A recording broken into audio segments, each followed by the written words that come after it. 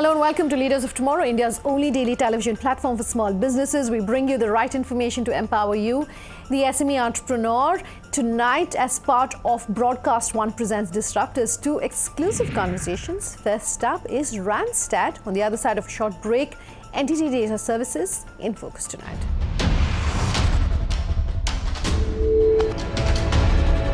Recently named as the #1 HR services provider anywhere in the world, Randstad definitely knows a thing or two when it comes to innovation and disruption in their market space.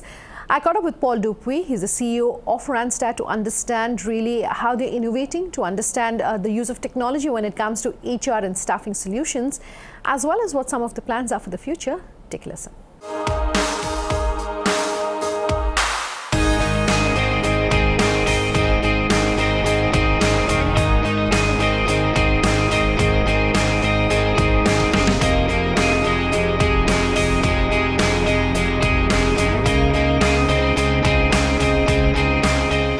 Thanks so much for taking the time to speak with us here. And we're talking about India's most disruptive companies. Randstad has been named as the best HR company across the world. We'll come and talk about that. Thank you.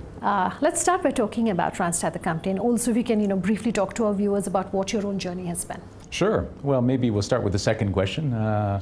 I'm originally from Canada. I came to India almost 2 years ago after being in Japan for 22 years, where I was MD of Randstad in Japan. And prior to that, I was in Singapore and working across the region, Southeast Asia and so on. 7 countries in total where I was involved with M&A as well as starting up companies in our industry. And then had the opportunity to move to India in 2017.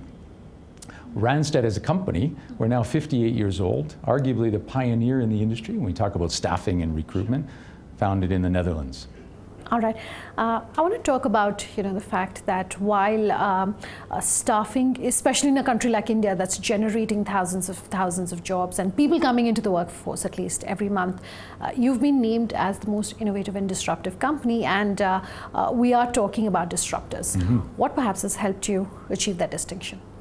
Well, if we look at India and the current situation with the workforce in India, it's an interesting story. You first have the fastest growing economy in the world. Secondly, the fastest growing workforce in the world. 1 million people are entering the workforce in India. If we talk about OECD definition, that's 19 to 59 years old. Okay. So that's almost 13 million people per year entering into the workforce in India. It raises the question of jobs.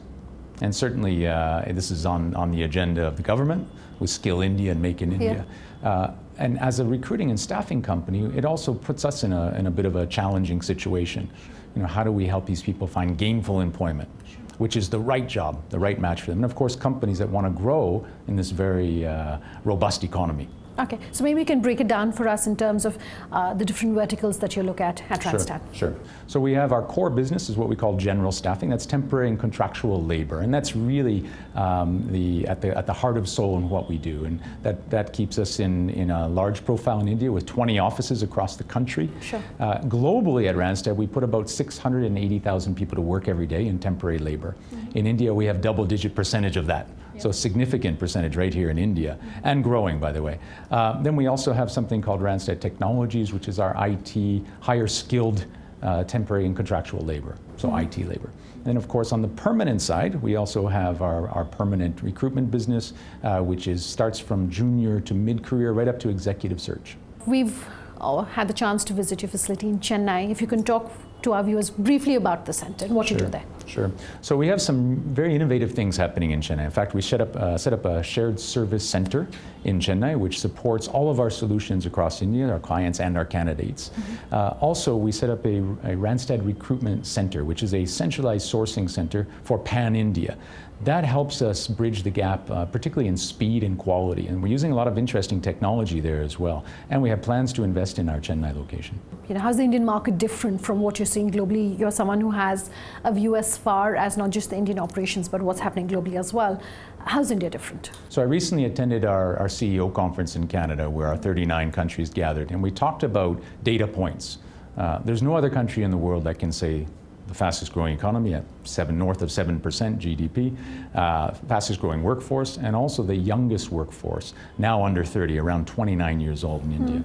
So on top of that, of course, we have ease of doing business, increasing 23 positions, and then foreign direct investment, higher than it's ever been. Put all this together, India makes for a perfect storm when it comes to labor. Sure.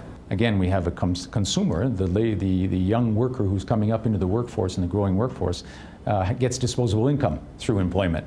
So that also leads to an impact on the economy. So what we see in India is a large workforce growing from semi-skilled to skilled, yet we see the mismatch in the number of jobs that are available. So that's one of the unique challenges that India faces. Okay, why is that, and what perhaps are you as a company doing to sort of ensure that while you have the numbers, you also have the quality? Yeah. So on one hand, you would say that in the staffing HR services industry, India, in fact, is a dream market because we need a few ingredients in order to conduct business. One is we need an economy that's growing, so companies that are looking to grow and hire. Secondly, we need an employable workforce. Let's call it an eager workforce, and India certainly has that. Sure. The issue is the growth rate of the population is exceeding the growth rate of the economy. And so where do we come in as a recruiting and staffing firm? In fact, after 58 years of placing people into jobs in various forms, whether it was temporary or contractual or perm, we've started to look in the mirror a bit here and say, as Randstad, is it time for us to evolve and to get more involved with skilling and deploying as well? And so that's really connects well with the government's initiatives. There was a study that the IT industry body NASSCOM put out a few years ago saying that not more than 20 to 25% of all students who are coming out of Indian colleges today have the requisite skill sets for the jobs for which they're being hired. What really is the solution then? Well, there's actually, from a macro perspective, there's another study done by E&Y that says out of the 5 million people that are coming out of higher education in India every year graduating, only 34% are employable. And we're talking about plug-and-play field readiness. Sure. And that's a real issue. So again, I go back to my comment about the role of a staffing firm. I think it's actually a triangle relationship. Okay. It's the corporate, the company that's hiring, the company that's growing, and that really puts people at the center of what they do. Because every company will say to us the most important thing is not the product and service, it's the people to drive it. Secondly, the institutions that are bringing the future workforce into the labor market. And thirdly, the role of the staffing and recruiting company. So we see that as a challenge, but also an opportunity as a company in the HR services industry to start skilling. Okay, so talking of skilling, what are you doing at Randstad? So we're on the cusp now. We're actually just beginning on this journey and in our next stage of evolution. We've adopted a new brand promise called Human Forward.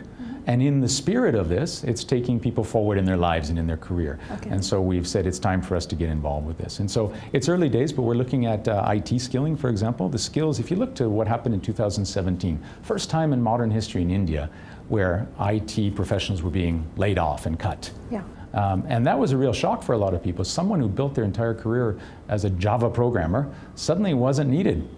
Now, the good news is these people, IT professionals, are extremely agile.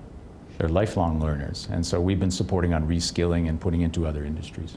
Okay, I also want to talk about innovation and what innovation really means to you at Randstad, and for the industry that you are associated with, what is innovation?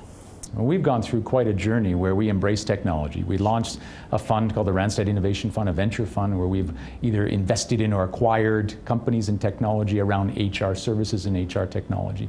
And that's everything from AI to chatbots and so on, and RPA. At Randstad, we've adopted this notion, which is really in our heart and soul, that tech enables better touch. Okay. And the companies in India that are getting it, when we talk about talent attraction, development and retention, are also following something similar. Okay. They're not relying on virtual communication. They're not relying on omni-channel. They're actually pushing more on the face-to-face approach to engaging with their teams.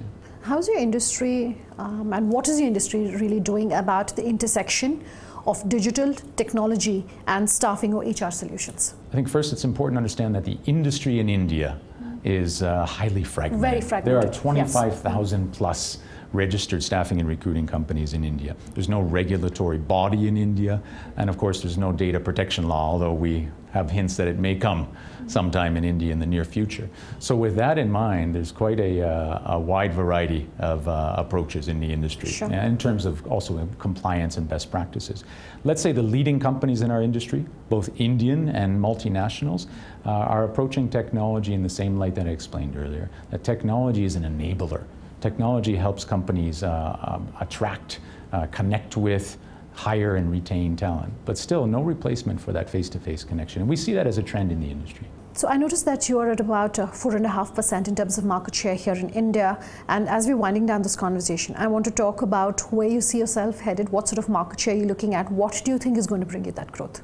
Well, we recently became #1 in the industry, which was quite a turning point for Randstad, again, as a company that was started in a small town in the Netherlands, now in 39 countries. We have big plans for this part of the world, and India is clearly a shining light when you talk about the APAC region and the extended area.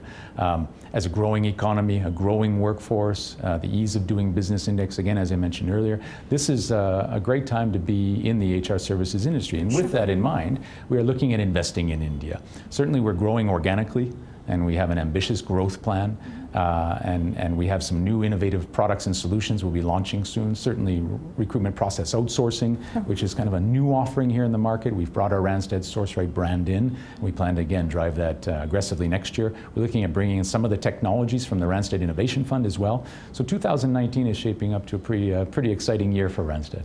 Speaking of which, I noticed you've said that 2019 is going to be a robust year as far as hiring in the Indian market is concerned. It's going to be a good time for people who are entering the workplace. As a part of that, also the government has recently announced a scheme for small businesses, MSMEs, where they've said that a loan up to 1 crore will be sanctioned under 59 minutes, which means that it's definitely going to create more jobs. I understand that is, you're of a similar view as well. What are some of the trends you're picking up for 2019? So we clearly see some growth trends in infrastructure, energy and construction. Okay. And also if you think about a rising workforce with increasing disposable income, retail and fast-moving consumer goods is also going to be a strong industry in terms of hiring. All right, Paul. Thank you so much for your time. Thank you. Thank you. Real pleasure. Thank you. Time for a break. NTT Data Services is our second disruptor tonight, an exclusive conversation with the company on the other side. Just stay tuned.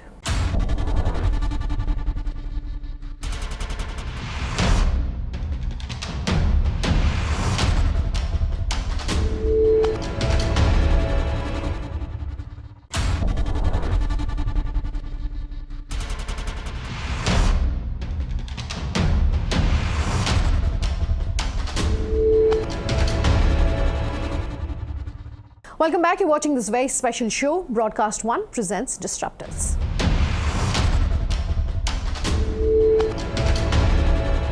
Consistently named as a leader in its space by various experts over the past few years, NTT Data Services is innovating and disrupting in its space while maintaining its leadership position. I caught up with Bob Pryor, the CEO of NTT Data Services, to talk about the aggressive acquisition spree that they've been on over the past few years, what the future is looking like, as well as their advice for those of you watching this interview about disrupting in your industries. Take a listen.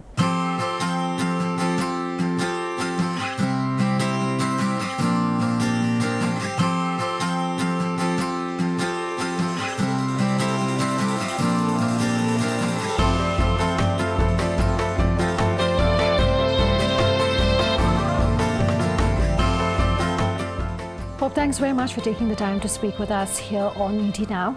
It's always exciting to talk to global majors like yourself that are so deeply involved in innovation and disruption. I want to start by talking about NTT Data Services as a global organization, as well as NTT, the global company. Just give us a brief sense of the kind of journey and the growth that you've seen. So my business, NTT Data Services, we're about 50,000 people, 40 countries. And primarily we're an IT services company, so across infrastructure, application, BPO. Our parent company, NTT, is about a $106 billion company, 280,000 people, everything from telecommunications to Docomo, you know, a mobile phone company primarily in Japan, so a very wide disparate group of businesses, a true conglomerate. Sure. I want to talk about the India picture, and I understand you have about 25,000 employees based in India. How crucial is India to you at NTT Data Services? What's the kind of vision, the kind of growth plan that you have for the domestic market? Okay. So I would say India has been a huge part of our business and company and industry for many, many years. My first trips date back to the late 90s. And over the last 10 years, we've done a number of acquisitions. So as we've grown, our population probably 10, 15 years ago would have been less than 1,000. Today, 25,000. So rapid growth. India is a big part of every aspect of our business, from solutions, delivery, to transformation, to innovation. So it is in every pocket of what we do. So a huge part of our business, our culture, our people, and how we serve our clients. I want to talk about innovation, and innovation is crucial to what the industry is doing, whereas also specifically you're deeply involved in what is happening by way of innovation and disruption. Let's talk innovation. What does innovation mean to you? You know, it's really, it goes beyond an incremental change. It is, how do you disrupt an industry? How do you change the way you deliver services for people around the world? How do you make life better for people in their communities? And people are always finding a new way of doing something dramatically different than the way we've historically done it. So if you think of efficiency, it's doing roughly the same thing at a different cost or productivity. Innovation is doing it completely differently. And that's a big part of what we're doing. We're seeing disruption every aspect of our business and our clients' business across every industry geography. Innovation is driving that. Okay. Can you be innovative without being disruptive? Possibly. That's a good question. I think with innovation comes disruption, though, because the challenge that you have to really beat is status quo. So when clients are making a decision, deciding, do I want to do this with, say, NTT Data, I'm competing most often with status quo. I'm representing change, and so part of that change comes risk, but also great reward and opportunity. Beyond just talking about, innovation and disruption as terms, as words, do you think that from what you've been seeing here in India, and you were talking about how you've been traveling to India now over many years, do you think a lot of Indian companies are innovating and disrupting no matter what industry they're in? You know, if you look at just the number of tech startups here, if you look at the number of people, so India today probably represents something 15 to 20% of all the digital new applications, capabilities being delivered around the world are coming from India. If you look at innovation startups, sure, some of the biggest, most successful companies getting created in our industry are coming from India, and they're changing the way we as consumers benefit. And one thing that I definitely want to talk about is the availability of talent, which for your industry is extremely crucial. Are you happy with the kind of people that you're finding in India? In this country, you have 4 million jobs that are basically IT services related jobs. 25 years ago, that would have been less than 1 million. So massive growth. I'm sorry, less than, probably even 500,000. So massive growth. But I don't have a single client, partner, supplier, in the world where some of my constituents aren't Indian. Okay. So CFOs, CTOs, CIOs, heads of businesses in US and Western Europe and Asia Pacific, many of them are also Indian. So as a group of citizens, not just within this country but around the world, it's probably one of the largest groups representing my industry, which is the IT services industry. So it's a big part of not only what we do here, but around the world. Okay, so then how would you respond to the fact that NASSCOM, the IT industry body here in India, came out with a report that said only 20 to 25% of all students coming out of colleges today have the requisite skill sets for the jobs for which they're being hired, which forces then companies like yourself to extensively train on the job? You know, but I think we could probably say the same if they were coming out of schools in the US and others. And so the question for me is, have we defined well enough what the skills and requirements are? Okay. And then what can they develop within, the undergraduate university program or graduate schools versus what we do? Sure. And it's not like you get perfectly trained people for everything you do. So part of the job of business is to fill in the gaps with training, developing, and additional skilling. Besides the fact that you're present in so many countries across the world, you're also very active when it comes to M&A. And when you're doing M&A, you are working with different cultures. Right. How do you ensure that you're taking everyone along to ensure that there's that homogeneous culture? The first part is you want an alignment of your values, your priorities, your principles, your objectives. And so you want to be well aligned. You want people that respect the culture of our company, and we can respect the culture wherever they're coming from. And you want a shared vision of what are we trying to do together. And again, it's part of clients first, the foresight and the insight, and also the trust that we have of working together on behalf of our clients and our markets.